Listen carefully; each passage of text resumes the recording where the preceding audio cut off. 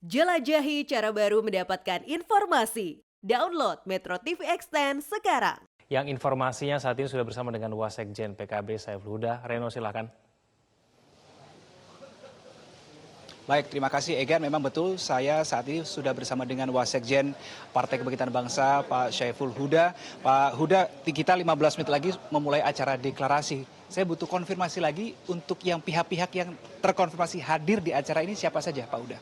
Ya, karena ini tajuknya kami menerima lamaran di Pak Surya atas nama Ketua Umum Nasdem.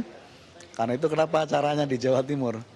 Jadi yang rencana hadir Pak Surya Paloh sebagai Ketua Umum Partai Nasdem, kemudian Mas Anies sebagai calon presiden kita, terus Gus Imin merangkap sebagai Ketua Umum PKB plus cawapresnya Mas Anies. Dan beberapa tokoh, para kiai yang ada di Jawa Timur dan sebagian Jawa Tengah hadir langsung, Jawa Barat juga hadir, plus tokoh-tokoh lintas agama.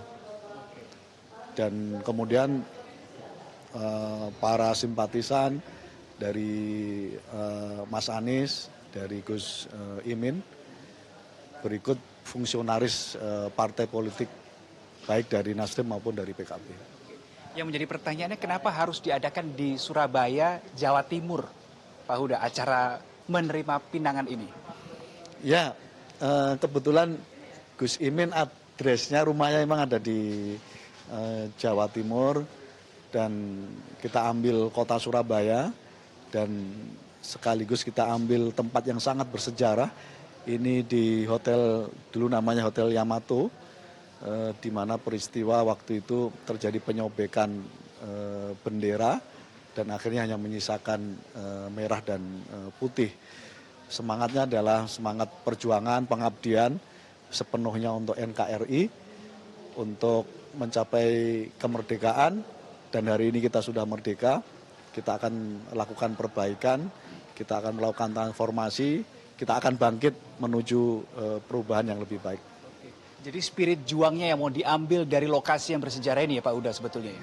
Betul, karena ini termasuk simbol dari spirit perjuangan di kota Surabaya ini.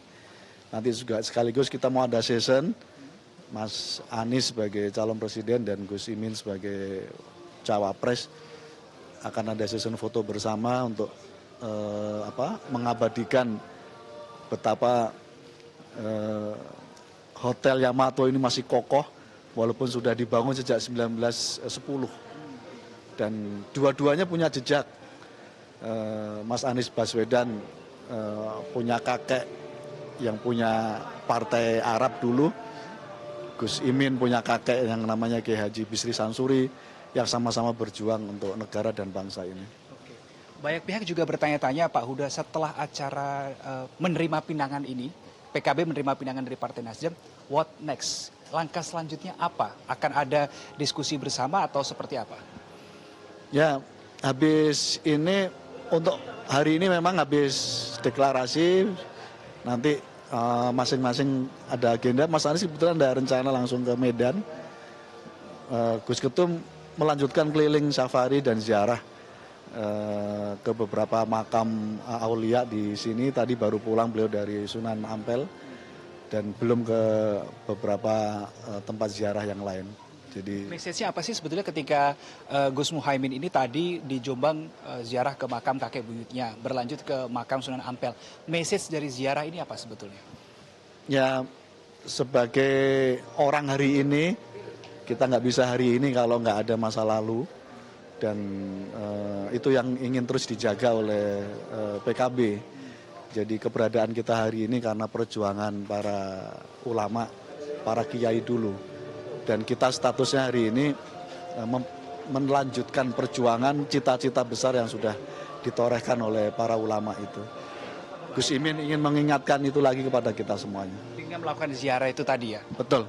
Oke, baik. Kemudian ketika memang sudah ada acara hari ini, ada juga beberapa pihak yang menilai terkejut dengan langkah PKB begitu. Dengan waktu yang sangat cepat ada sikap yang seperti ini. Bisa Anda jelaskan dari latar belakang ini mungkin sedikit saja, Pak Huda? Ya, di politik selalu begitu ya. Sesuatu yang nggak mungkin jadi mungkin, sesuatu yang mungkin jadi nggak mungkin gitu. Selalu berbalik-balik begitu. Dan ya itulah gitu, itulah politik kita. Tapi sebagai gambaran besar, semua dialami oleh semua poros politik. Karena harus jujur diakui, dari segi hasil survei, lembaga-lembaga yang melakukan survei baik yang di Indonesia maupun di luar negeri, memang belum ada satupun calon capres yang melampaui angka psikologis aman 51%. Itulah yang lalu mengakibatkan politik kita dinamis. Karena ketika tidak ada satupun sosok figur yang memenuhi angka psikologis aman 51%, yang harus dilakukan oleh semua pihak dan semua poros adalah dua hal. Yang pertama adalah mencari sebanyak-banyaknya kawan untuk menjadi bagian dari koalisi. Yang kedua, mencari figur atau sosok cawapres yang bisa menguatkan supaya elektabilitas ini bisa jalan. Nah, kami merasa dan akhirnya menerima pinangan Mas Anies melalui Pak Surya Paloh. Kami merasa dua figur ini sosok Dwi Tunggal, di mana dua-duanya sama-sama aktivis, sama-sama pejuang, punya latar belakang keluarga yang pejuang agama sekaligus pejuang negara. Dan saya kira ini potret yang terbaik untuk masa depan Indonesia. Oke, baik. Wasekjen PKB Pak Syaiful Huda, terima kasih sudah berbagi informasi kepada kami. Semoga acara hari ini berjalan lancar. Pak Huda, selamat siang. Mohon doanya. Baik, terima kasih Semuanya. Pak Huda. Itu tadi Egan, perbincangan saya bersama dengan Wasekjen PKB Syaiful Huda terkait dengan latar belakang acara ini, kemudian latar belakang, bisa saya katakan ini latar belakang kebatinan PKB. Kenapa akhirnya merubah haluannya secara tiba-tiba tadi sesuai dengan kata Pak Huda, karena memang ada melihat figur Anies Baswedan dan juga figur Surya Paloh, dilihat PKB ini sebagai sosok Dwi Tunggal yang kemudian nasionalis, dan ini menjadi suatu hal yang match yang dibutuhkan atau yang sesuai dengan Partai Kebangkitan Bangsa itu sendiri, Egan. Dan kita masih akan terus nantikan siapa